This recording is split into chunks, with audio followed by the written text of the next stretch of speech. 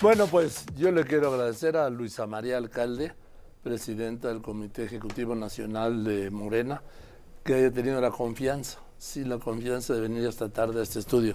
Muchas gracias, Luisa María. Al contrario, Joaquín, me da mucho gusto estar aquí en tu espacio y saludar a tu auditorio. Gracias, yo estoy más contento. A ver, ¿qué pasó el domingo? Bueno, el domingo pasaron varias cosas. Sí. Una elección sin duda histórica por todo lo que tiene que ver con el Poder Judicial. Es decir, se abre pues un proceso de democratización de uno de los poderes que se había mantenido intocable, creo yo. Y con ello la posibilidad de que el pueblo de México pueda definir, decidir, conocer, darle seguimiento también a quienes son sus juzgadores, empezando desde la pirámide más alta del Poder Judicial, que es la Suprema Corte de Justicia de la Nación, los magistrados, los jueces, algo que era, digamos, muy desconocido para el pueblo de México y que empieza ya a ponerse sobre la mesa quiénes son, qué tipo de cosas deciden y quiénes son esos perfiles que empezamos a conocer en redes sociales, en estas campañas y que finalmente fueron definidos en las urnas el pasado domingo. Y que finalmente los conoceremos cuando asuman sus cargos. Sin duda, a ver, ¿Sí? Ahora es, pero como siempre, pues uno puede elegir y luego lo importante ya es el ejercicio de sus funciones, saber las decisiones que toman en la Corte, cómo se comportan los nuevos jueces y magistrados, pero creo que va a haber un escrutinio distinto. Es decir, ya cuando uno y el pueblo se involucra y decide y da la confianza sobre algunas mujeres, algunos hombres, también hay un seguimiento distinto. Oye, ¿qué pasó? ¿Por qué se definió esto? ¿Por qué se tomaron estas decisiones? Y finalmente el pueblo pone y el pueblo quita. Entonces creo que en términos de democracia es muy importante. Y también algo más, en términos de darles autonomía, a diferencia de lo que establece y ha dicho la derecha, creo que les da mucha más fuerza a sus decisiones, fuerza, autonomía, independencia, porque no los decidió una cúpula, una persona, la presidenta, algunos senadores que pudieron haberlo respaldado. No, tienen un voto popular y eso, pues sin lugar a dudas, también te da mucha legitimidad. Bien, ahora iremos a esto, pero hubo elecciones en el tercer estado con el mayor número de municipios, que es Veracruz, que tiene 212. Fíjate que yo no tenía claro que Puebla era el segundo, son 217, tengo entendido, 219, ¿sí? Pero Veracruz es el tercer estado y en Durango. Y en Durango, así es. A ver. En ambos. Entonces, ¿qué pasó? Bueno, pues la verdad que contentos de los resultados, la derecha ha venido planteando, y yo no sé por qué esta narrativa, pues del propio El Reforma y muchos medios de comunicación que han agarrado una narrativa equivocada. Nos fue muy bien, Joaquín, déjame plantearte algunas cifras. Mira, empecemos por Durango. Sabemos que Durango es uno de los estados, los únicos dos que hoy gobierna el PRI, ¿no? Coahuila y Durango. Bueno. Hubo elecciones en Durango, 39 municipios. Aquí podemos ver esta gráfica, te la voy a mostrar. Ahí está ya. Mira, ahí está. Bueno, tenemos. Hay que hacer una comparación de qué sucedió en 2022, qué sucedió ahora en esta elección de 2025. En 2022 tenemos en la coalición Morena, Verde Ecologista y el Partido del Trabajo, junto con un partido local, se ganaron entonces 18 municipios. Gobernábamos el 15% de la población duranguense. 15% quiere decir que sí ganamos 18 municipios, pero eran municipios pequeños. En cambio, en el caso del PAN, del PRI y del PRD, que habían ido en alianza, gobernaban el 84% de la población. Aquí sí sumamos, son 19 municipios. Ahora veamos qué sucedió en 2025 por aquello de la narrativa de la supuesta derrota de Morena. Podemos ver como Morena, PT y Verde, 14 municipios más los 2 municipios que gana Morena, y esto es en el PREP. Son 16 municipios, pero la población que vamos a gobernar ahora se duplica, pasamos de 15% a 33%. ¿Por qué es esto? Porque ganamos ahora municipios mucho más importantes, más grandes, no más importantes, más grandes. Por ejemplo, Gómez Palacio, que de la región de La Laguna, pues tú sabes, es la segunda ciudad más importante de Durango. O Santiago Papasquiaro, que Sí. ¿no? Nos acordamos, pues, de aquella detención ilegal por parte del gobierno del Que estado. además acabó haciéndole la campaña. Acabó haciéndole la campaña, ya llevábamos, la verdad, ventaja, pero bueno, se ratifica que a la gente no le gusta ese tipo de arbitrariedades, la verdad. Ordenaron detener a la candidata de Morena, Santiago, a la alcaldía de Santiago Papasquiaro, ¿sí? ¿Cuántos Y días antes de la elección? en la víspera, y luego hubo un mensaje que decía, al ratito se la suelto. Yo soy testigo de eso.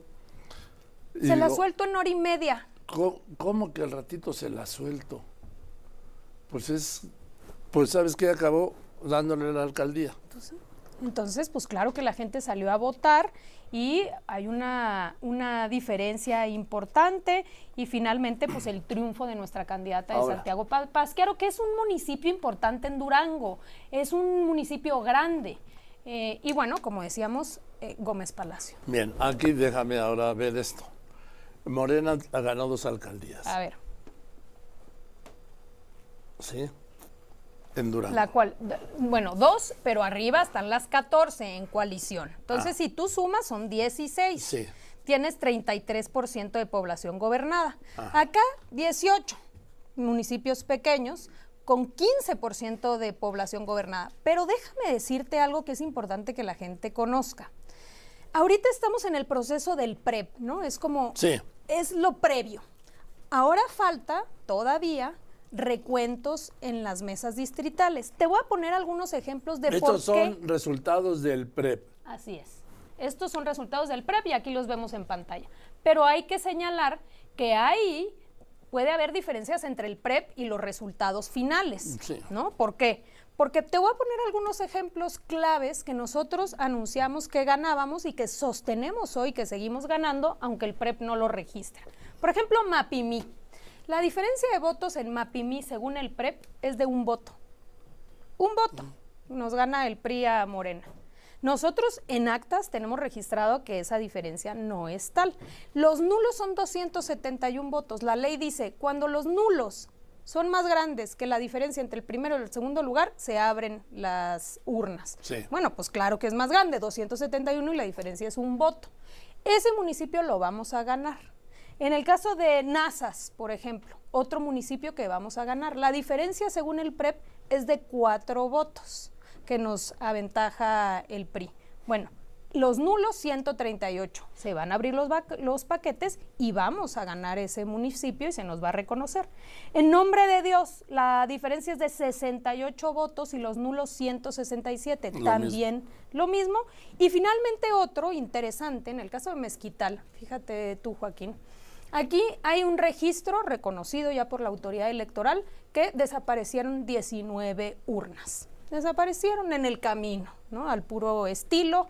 Entonces ya se denunció y tenemos nosotros las actas. Por eso es tan importante tener representantes de casilla. No, a ver, eso es fundamental. O sea, fundamental, porque si no se les desaparecen las urnas y quién sabe qué sucedió. Entonces nosotros en actas, en el caso de Mezquital, tenemos acreditado el triunfo y también lo vamos a defender. Si nosotros sumáramos entonces, Joaquín, estos 4 municipios de los 16, pues podríamos hoy afirmar que ganamos 20 municipios. Pero sobre todo lo importante es que avanzamos en términos de la confianza y la población que hoy vamos a gobernar en el caso de Durango. Bien, esto es Durango. Por eso digo, llama mucho la atención la narrativa de algunos medios que dicen derrota de Morena en Durango. ¿De dónde sacan, Joaquín? ¿Lo sacan porque ¿es Gómez Palacio? Pues ganó Gómez Palacio, ganamos. Y Fue luego por dicen, pero no ganan la capital. Por Durango. No, dicen, pierden la capital. No, la capital no la teníamos. No la gobernábamos nosotros.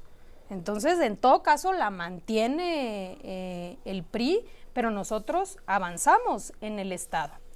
Y luego tenemos el caso de Veracruz. A ver, cuéntame. A ver, entonces, en el caso de Veracruz, fíjate, tú aquí también te trajimos una tablita para la audiencia. Podemos ver que, como bien señalas tú, son 212 municipios. En 2021, aquí la coalición, o digamos Morena PT Verde, en suma se ganaron 103 municipios.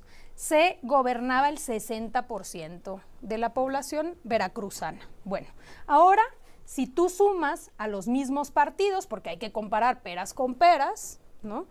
Entonces, se ganan 212 municipios. 112 municipios de Morena, PT y Verde.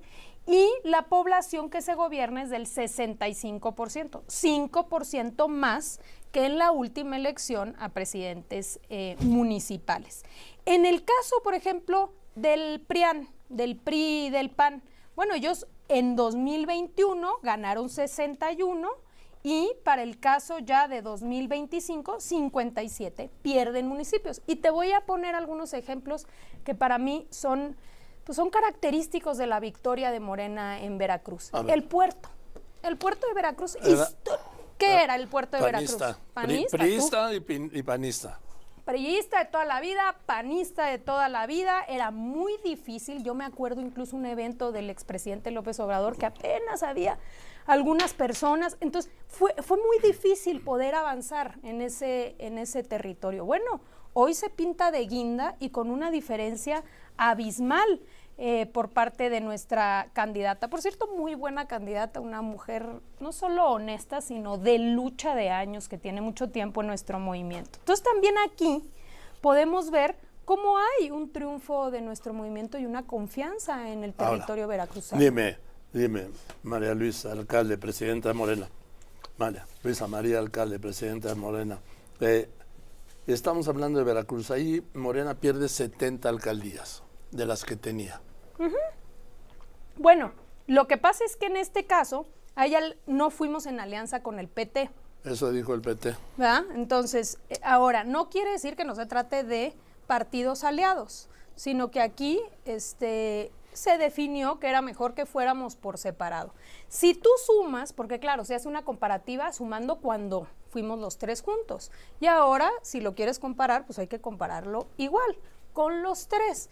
Entonces, ¿qué sucede? Pues que hay algunos municipios que se ganan y otros municipios que se gobernaban y que ahora no se van a gobernar, muchos de ellos ganados por el Partido del Trabajo. Lo que me quiere decir es que si sumas el PT a Morena y al Verde, ¿no son 70 los que perdieron? ¿Perdieron menos? Exacto, se pierden menos. Y en total son 112 los que se ganan, a diferencia de los 103 que se han ganado en 2021, ¿no? O sea, en la suma no solamente se ganan más, sino que se va a gobernar una población mayor. De 60% que se gobernaba, ahora se va a gobernar 65%. ¿Por qué? Nuevamente, porque hay algunos municipios muy grandes que no se habían ganado anteriormente, como es el caso de Puerto de Veracruz. Y no solamente el Puerto de Veracruz, hay que ver Boca del Río. Era lo que te iba a decir en este momento, Boca del Río, porque esos dos han sido siempre posiciones de los yunes, para ponerle nombre. Sí, tal cual. ¿Ellos trabajaron para ustedes? No, a ver, para nada. O sea, ellos trabajaron para ellos y ellos perdieron en el puerto de Veracruz y en Boca del Río está por verse. Son 751 votos de diferencia, pero ahí estamos hablando de padrones más grandes. Sí. Entonces también es una de los municipios donde se van a abrir los paquetes y donde nosotros consideramos que hay altas posibilidades de demostrar en actas que ganamos, porque los nulos rebasan los 1,300. Entonces, no podemos hoy descartar el triunfo en Boca del Río. Nosotros decimos, ganamos Boca del Río, hay que verlo en la mesa, pero solo con el PREP, para aquello de la narrativa, aquí podemos demostrar que incluso con lo único que está reconociendo el PREP, que para nosotros sigue siendo insuficiente, si sumamos los partidos son 112 municipios. A ver, dime una cosa, Luisa María, alcalde. En el caso de Veracruz, bueno, yo creo que es quizás el estado más político que hay. Dicen que los veracruzanos cuando nacen no traen una torta debajo del brazo, sino un plan de gobierno. ¿Sí? Sin duda que es un pueblo muy politizado. ¿Cómo vieron este vuelco en Veracruz? Mira, yo creo que es una de las poblaciones que demuestra una cosa, cuando la gente se harta, o sea, le llegas al límite, dice basta y ahí se ven. Yo creo que el pueblo de Veracruz es uno de esos ejemplos de los peores gobiernos Sí, que hemos tenido sí, en sí. nuestro país. O sea, Sin no duda. puedes, tendrás que estar de acuerdo conmigo. Sin duda. A ver, saqueo, uno peor que otro. uno peor que otro, sin duda. Entonces, el saqueo, la desfachatez, o sea, en el olvido quedó el puerto de Veracruz, esa belleza del puerto de Veracruz que va uno y está totalmente Además, olvidado. Por Veracruz entró y salió todo. Exacto, tratándose incluso, pues digamos, del puerto de Veracruz, de la importancia que eso tiene para nuestra patria. Pero todo el Estado tuvo el mismo comportamiento por tener gobernantes muy corruptos. Entonces nosotros desde 2017 empezamos ganando algunos municipios. Ya en 2018 gana Cuitláhuac. En 2021 ganamos varios municipios. Y luego arrasa, la verdad, la presidenta Claudia Sheinbaum, la gobernadora Rocío Nale el año pasado, y bueno, hoy se ratifica una confianza por parte del pueblo veracruzano. Bien, quiero hablar de dos cosas. Déjame hacer un corte para que podamos hablar después de la elección judicial y luego quiero que hablemos del 27, porque aunque me digan, no hombre, si eso está muy lejos, no es cierto. Las fechas electorales nunca están lejos, ni las campañas tampoco. ¿Te parece? Muy bien. Continuamos. En un momento regresa López Dóriga con el mejor análisis de las noticias.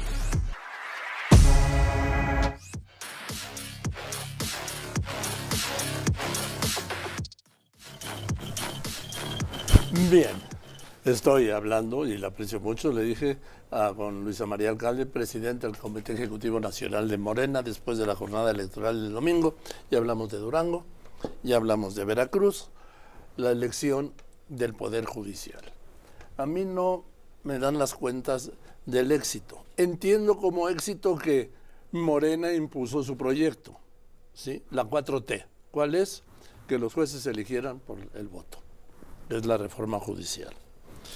Pero del éxito, cuando estamos hablando de aproximadamente entre 1.1 y 1.3% de los electores, 1.2% de los electores del padrón, que es de casi 100,000, no veo un respaldo popular a ese proyecto.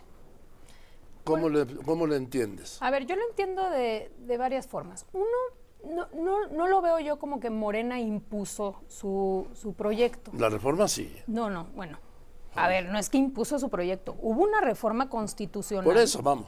Bueno. O sea, digo, no, Joaquín, pero es que imponer un proyecto es distinto a que hubiese pasado por un proceso. En fin, no quise decir que lo hubiera hecho de modo ilegal, no. Hubo una iniciativa que presentó el presidente López Obrador el lunes 5 de febrero de 2024 en Palacio y que cumplió el requisito constitucional de ser aprobado por dos terceras en el partes. Senado con el voto de Yunes, en la Cámara de Diputados con mayorías absolutas y luego en un Congreso más de la mitad de los del país. La mitad pero no solo eso, sino que formó parte también de la plataforma de campaña de la entonces candidata a presidenta Claudia Sheinbaum, que lo dijo en todas las plazas públicas. Una de las propuestas que tenemos es continuar con la propuesta del presidente López Obrador para que haya una reforma al Poder Judicial. Hay una cosa que es cierta. La población, el pueblo de México, ve no solamente alejado al Poder Judicial, a los jueces, magistrados y ministros, sino que también no tenía un reconocimiento sobre su actuar que fuera honesto, cercano a la gente. Entonces, necesitaba haber un cambio porque aparte se demostró que el Poder Judicial estaba cooptado, no todo, no podríamos hablar que todos los jueces, todos los magistrados, pero ¿cómo se explican las decisiones que se tuvieron por parte de la Suprema Corte durante todo el sexenio del presidente López Obrador? Es que es increíble, eran decisiones políticas, no jurídicas. En muchos de los ejemplos, no solo de los ministros, sino también de los jueces. Le jugaron a la figura de amparo, y recordarás tú las suspensiones de amparo para todo, que el Tren Maya, que el aeropuerto, que cualquier obra que se quisiera hacer, ahí venía una suspensión de amparo, paren la obra y vamos. Es que la suspensión se da en automático, tú lo sabes, ante cualquier demanda de amparo. No debería de ser así. Pero así dice la Constitución. No, es que así no dice la Constitución. En realidad, en la figura de amparo debería de haber mínimamente la acreditación de que hay un daño que va a ser irreparable. Y entonces tú ya das esa suspensión de amparo. Incluso voy más allá, hay algunas cosas en donde se dice no procede la suspensión de amparo. Por eso y no aún procede así el los amparo. jueces... Pero la suspensión es en forma automática. No, pero hay varias cosas donde no es en forma automática, Joaquín. Tú tienes que acreditarle al juez, si no, pues ya, nada más mete. Hoy casi es así en Sí. los hechos, Bueno, pues mas sí. no debería ser así. Las suspensiones de amparo no se regalan por el simple hecho de poner un amparo.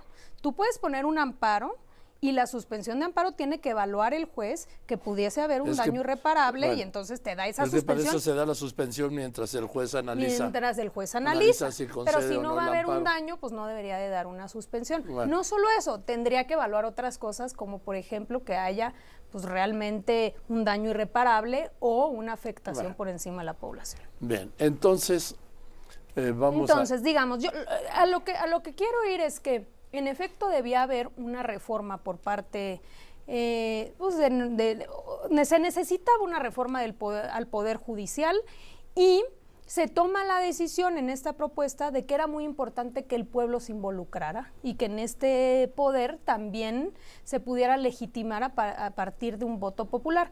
Nosotros tenemos que ser muy conscientes de pensar que si no hubiera habido esta reforma, de todas maneras, hoy la presidenta Claudia Sheinbaum hubiese tenido la mayoría en la Suprema Corte de Justicia de la Nación. Se iban el número de ministros sí, necesarios. claro, no. ¿Estás de acuerdo, no? No, claro. Digo, porque luego es como, ¿quieren controlar la Corte? Bueno, de haber No. querido controlar la Corte, pues se quedaba la ya Constitución le como estaba. ya le tocaba Le ahora tocaba. haber nombrado porque en este momento hay 10 ministros por el fin del ciclo del ministro Luis María Aguilar Luis María Morales. Aguilar se iba, así es. Entonces él ya se fue, entonces le correspondía a la presidenta plantear al Senado la terna para ese vacío. Y tiene o no tiene 2/3 partes en el Senado, Ya la la tendría. presidenta. Entonces, si Ya ella tendría- hubiese querido, más que hubiera apuntado las con su 2/3 dedo partes, presidencial. hubiera tenido el grupo de bloqueo. de Sin 4. duda. Entonces hay que ser conscientes de eso, por aquello de la narrativa de que se quiere controlar la Corte. Si se hubiese querido controlar, se dejan las cosas como están, la presidenta hubiese tenido esa posibilidad y se tenían las 2/3 partes. Pero no era el tema, el tema era abrir la posibilidad de democratizar ese poder y que la fortaleza viniese desde la decisión popular, ¿no? Y entonces, ahora nos vamos al tema de la participación, 13 millones Sí. de elecciones. Bueno, hay que entender dos cosas importantes. Uno, no es una elección concurrente, es decir, en donde tú ya ibas a votar por presidenta de la Sí, República, no es ni presidencial ni intermedia. ni intermedia. Entonces, eso en sí mismo es una complejidad. ¿Por qué? Porque hay poca información, era una elección también compleja. Sí, pues, digo, A ver, lo- nunca ha lo habido una es. elección así. Que es difícil porque eran muchos cargos, apenas es un proceso donde la gente se está involucrando en entender la importancia de los jueces, de los magistrados y de los ministros. Que la mayoría no entiende la diferencia entre un juez y un magistrado. Pero poco o a una poco juez y lo un va a ir magistrado. entendiendo mejor y lo está entendiendo mejor. O sea, como nunca se ha venido debatiendo ya en la mesa eso. Entonces, yo creo que 13 millones, yo creo que haberse rebasado los 10 millones es un éxito, Joaquín. ¿Sí, de verdad? De verdad lo considero. a Y mí no. creo que no es como, pues ya fueron 13 millones los que definieron. No, es que esto es el inicio de lo que viene. Ahora, nuevamente en 2027 se va a volver a ver la otra mitad. la otra mitad, pero cada 3 años se van a estar renovando y eligiendo los jueces, magistrados y ministros que vayan generando vacantes. Entonces va a haber ya la posibilidad de que la gente se involucre. Mira, en Veracruz y en Durango, en esas dos entidades donde ya hablamos que hubieron elecciones, hubieron porcentajes más altos de votación en el Poder Judicial. ¿Qué indica eso? Que si hay una elección concurrente, la participación duda. aumentará. Es lo que va a pasar en Sin 2027. duda es como cuando hay elección presidencial, tienen mayor número de participación que las intermedias. Ahora, lo comparan con los 100,000 del padrón electoral. Sí. Bueno, ¿cuándo en la vida han votado 100,000 ni No, en la pero- elección más? Pero sí, yo hoy publiqué que en las elecciones presidenciales han estado en el 60%. Bueno, Pero ¿y Claudia en las Sheinbaum arriba. intermedias? En las intermedias, pues casi en la mitad. Por eso. Pero Entonces, en fin, pero Para mí, la verdad que para hacer una demanda popular, un mandato popular, me parece que 1.2 de Pero cada no es ciudadano. 1.2, sino Sí. 13% en Bueno, todo caso. 13%, 13 millones. 13 millones. Millones, el 13% contra el 60% presidencial y el 30%, vamos a ponerle de promedio intermedio, es muy bajo. Yo creo que le apostaron a que fuera menos. A ver, o sea, estamos hablando de que fue una elección en contra, incluso en algunos momentos, hasta de ciertas decisiones de la autoridad electoral. O sea, por ejemplo, decisiones de no se sabía si podía o no la presidenta o el ejecutivo hablar de la elección. O sea, hubo momentos en donde se puso en duda siquiera si un legislador podía mencionar la elección al Poder Judicial. Digo, entonces había también quienes, la verdad, diciéndolo así abiertamente, tenían toda la intención de que no se supiera de esta elección y de que la gente no participara. Ya no te digo de la derecha, que abiertamente llamó a no votar y que se la pasaron boicoteando la posibilidad de que la gente decidiera democráticamente. Oye, Entonces, pues, fueron todos estos obstáculos. Pues cómo hay de derecha, ¿no? Porque entonces si llamaron a no votar y fue casi el 83%, yo no creo, porque ¿sabes por qué? Porque en México la oposición no existe. Bueno, yo creo que Digo, no existe pero está políticamente. moralmente derrotada. Políticamente no existe, no hay oposición. No, sí, pero a ver, el caso, son varios fenómenos, por eso. Uno, que era inédito, que tenía sus complejidades, ¿no? Que no había otra elección y entonces pudo haber habido en algunas regiones donde no se enteraron necesariamente de que hubiese esta elección. Y finalmente, aún así, son 13 millones de mexicanas y mexicanos. O sea, no estamos hablando de poca cosa. Es más de lo que sacó el PAN y el PRI. Casi, no, esa cifra que le pasaron a la presidenta no está del todo clara, luego ya te lo digo, hoy lo publicaba. Bueno, pero imagínate, aún así, entonces casi. O sea, imagínate tú un panista diciendo, no es legítimo que hayan decidido 13 millones. Oye, tú sacaste menos votos que eso. No, sacaron 9 millones y medio de votos. Por eso, Joaquín, 9 millones y medio contra 13 millones que participó Entonces, en el Poder Judicial. Pero es que le están dando un peso, perdón, Luisa María, a la oposición que no la tiene. No es que les demos un peso, es que ellos son los que han venido saliendo a decir no es legítima el resultado del Poder Judicial. A ver, no es legítimo porque votaron 13 millones, bueno, pero si por ti votaron 9, pues ¿en dónde quedas tú? A ver, por el PRI votaron 5 millones Pues en imagínate. el 24, ¿eh? Por eso, entonces sale Alito Moreno. Por cierto, digo, ya la burla, bueno, pero es un aliado de la transformación porque ha destruido al PRI. Pero bueno, fuera de eso, sale Alito Moreno a decir, y no puede ser lo del Poder Judicial, es una burla porque solo 13 millones, oye, por ti votaron 5. O sea, ¿sí me explico? Sí, entiendo las explicaciones. Entonces creo que es un proceso, creo que en el 27 vamos a ver una participación mayor Lindo. y que probablemente en algún punto habrá que evaluar por parte del Instituto Nacional Electoral cómo se vuelve un poco más fácil, ¿no? Porque la verdad es que... Entiendo que fue la primera, pero también entiendo, por ejemplo, la existencia de estos llamados acordeones y que si te vas a los ministros que ganaron en la Corte, los 9, porque baja de 11 a 9, la alineación, van en línea con los que estaban en los llamados acordeones. Pues los más conocidos, los que la gente también conocía más, o sea, tampoco es como que descubrimiento. O sea, lo que sí es que hubo mucho ingenio por parte de la gente, hubo mucha creatividad y se llevaron ahí sus papelitos. Y de Morena también hubo mucha actividad.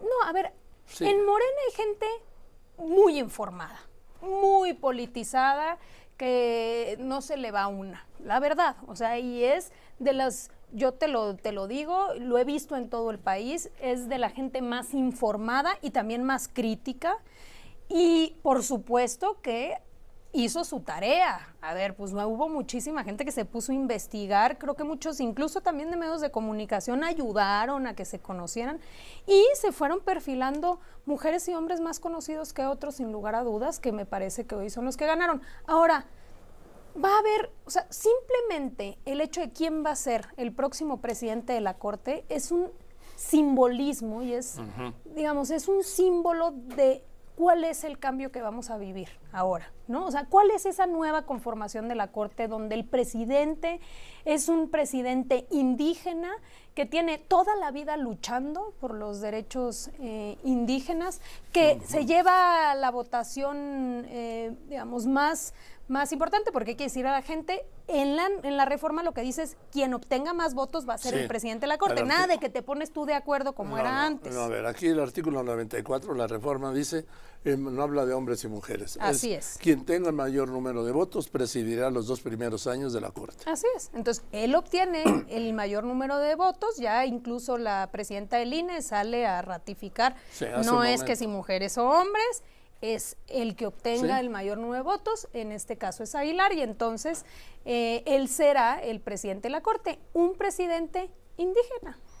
Sí, y de la 4T, de Morena. Pues a ver, no es que de Morena, es que no un hombre de lucha que tiene toda la vida, pero no es un agente, un dirigente de la 4T. No, pero es alguien importante. No, yo creo que es un hombre de izquierda. O sea, si ser de la 4T es ser de izquierda, no necesariamente. Pues lo que yo digo, no necesariamente. Entonces, ¿qué es él? Un hombre de lucha, un hombre de izquierda.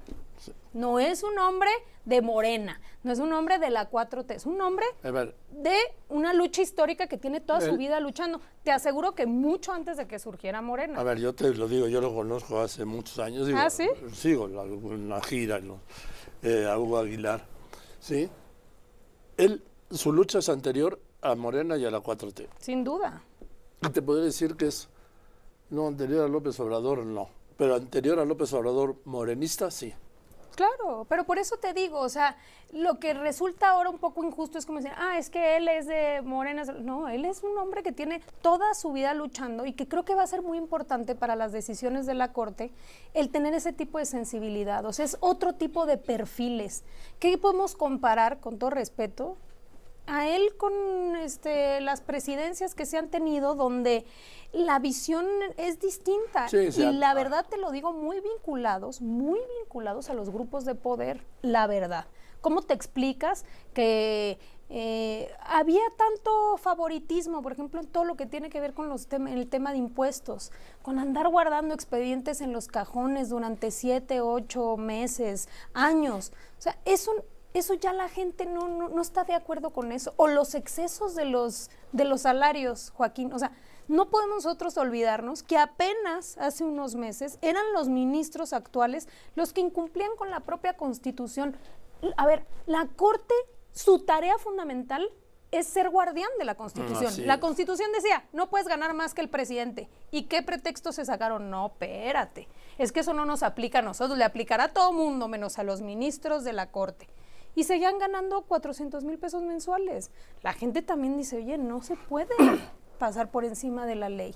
A ver, Luisa María, viene ahora la elección del 27. ¿Y por qué digo ahora?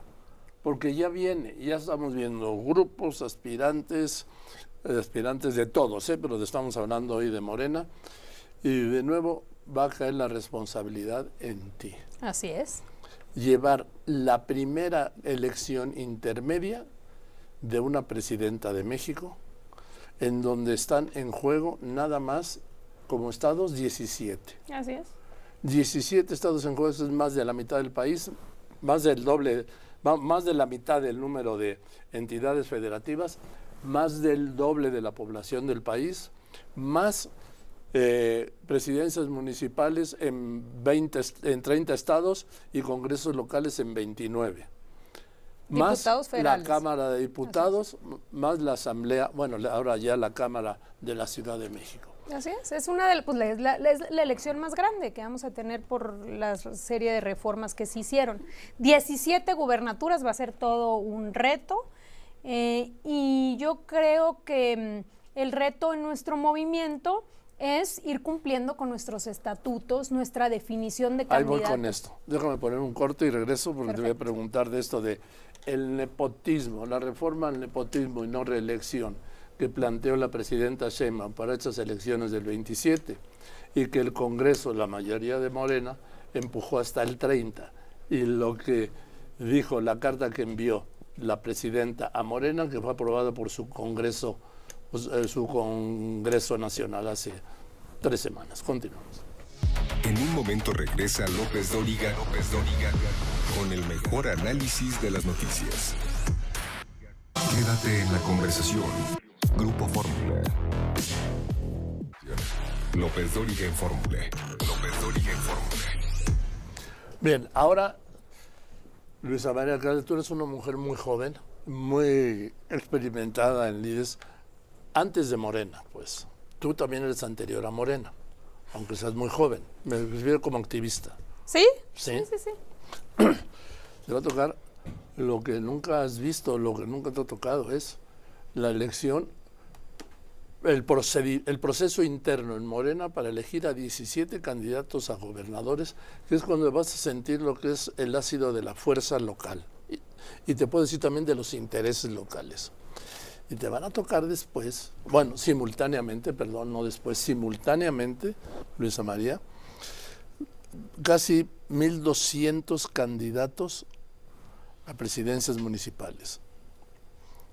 Eso, no sé si, vamos, no lo puedes mencionar porque yo que tengo tantos años viendo esto, nunca lo he podido mencionar, y menos en una elección que viene como esta nunca vista. De acuerdo. Yo creo que va a ser un reto importante, pero también fíjate que considero que tenemos una fortaleza. ¿Cuál? Que no la tienen otras organizaciones políticas, y es nuestro método de selección de candidatos. Nosotros, desde que se fundó Morena, a propuesta del propio presidente López Obrador, se introdujo dentro de nuestros estatutos la encuesta como uno de los métodos madres para poder seleccionar a nuestros candidatos. ¿Por qué es tan importante esto de la encuesta? Yo creo que 2 cosas son importantes. Una, porque te permite preguntarle a la gente, decir, bueno, a ver, de estos perfiles, que todos son de nuestras filas, ¿quién es el mejor? ¿Quién tú consideras que es el mejor posicionado para que sea nuestro representante? Entonces, trasladas esa decisión a la población del Estado, por un lado. Pero también te permite internamente tratar de tener las menos fracturas posibles, porque tú tienes reglas claras desde el inicio. Entonces tú dices, a ver, este es piso parejo y estas son las reglas. Quien gane la encuesta va a ser el candidato y va a ser la candidata. Sí, y todos te van a decir que sí, siempre y cuando ganen. ¿Por qué? Pues porque esa es la condición humana y es la condición política. Y, por ejemplo, además vas a tener que aplicar, o vas a aplicar, no familiares. Así es. Y no reelección. Así es. Bueno, no familiares sobre todo, porque digamos, nada más en el tema de la encuesta que dices, siempre y cuando ellos ganen, no, yo creo que hemos visto muchos ejemplos, la mayoría te diría, por ejemplo, de los de la elección anterior, que se seleccionaron candidatos de Morena, no hubo fracturas, no hubo grandes fracturas, entonces la gente al final respeta las encuestas. Bueno, el ejemplo más importante es la presidencial, ¿no? O sea, ¿cómo se definió que la presidenta Claudia Sheinbaum fuera la candidata de Morena a la presidencia? Por encuesta. Y al final todos los otros que participaron en la encuesta aceptaron ese resultado, cerraron filas y fuimos en unidad. Y creo que eso es lo que va a suceder o lo que debería de suceder siempre y cuando se sepa que esa es la regla y que se va a cumplir.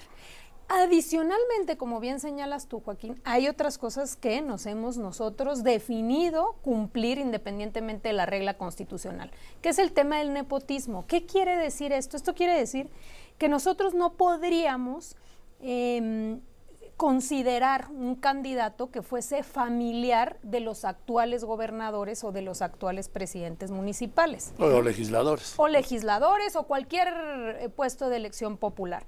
Es decir, no puede haber un gobernador, una gobernadora que sea sucedido por su marido, ¿no? O por su hermano, o por un hijo.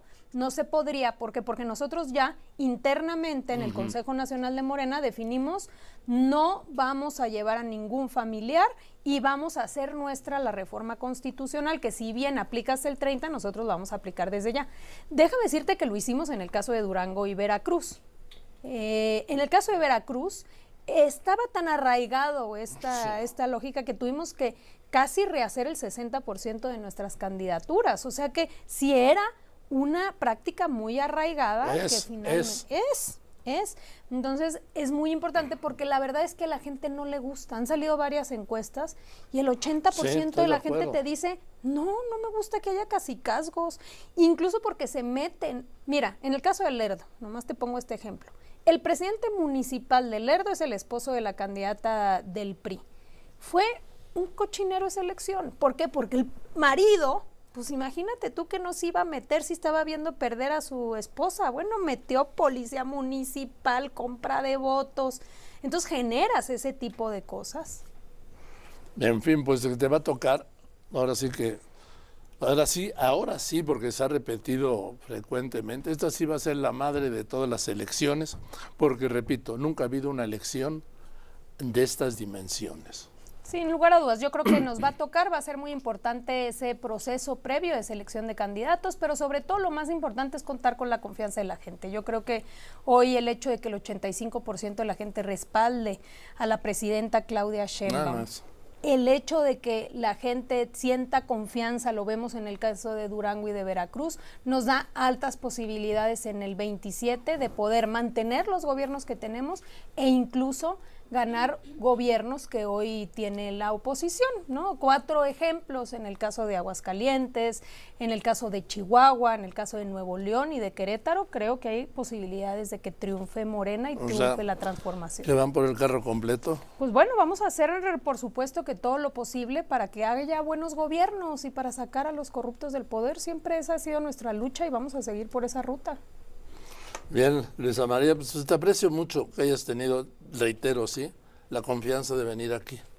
Al contrario, Joaquín, te aprecio mucho que me hayas invitado y que es la primera vez que vienes y espero que no sea la última, por supuesto. Esperemos que no. Si nos sigues invitando, aquí estaremos. Yo te invitaré permanentemente. Muchísimas gracias. Y ¿Sí? Me da mucho gusto y bueno, pues poder siempre estar informando qué es lo que está pasando, porque siempre hay mucho ruido y también mucha manipulación de información en algunos medios que vale la pena pues que se vayan aclarando, ¿no? Ahora, debo decir que esto escuché a alguien de Morena, creo que fue a Noroña, decir, los medios, a ver, ni todos los medios juntos podemos lograr que el 87% de los mexicanos no vaya a votar. Ese es un reconocimiento, Noroña, inmerecido, ¿sí? Ojalá fuera así, ese grado de influencia. No, yo sin duda. Muchas gracias, Joaquín. Gracias, Luisa María. Al contrario. Te lo aprecio mucho, de verdad, y me dio mucho gusto verte. Igual.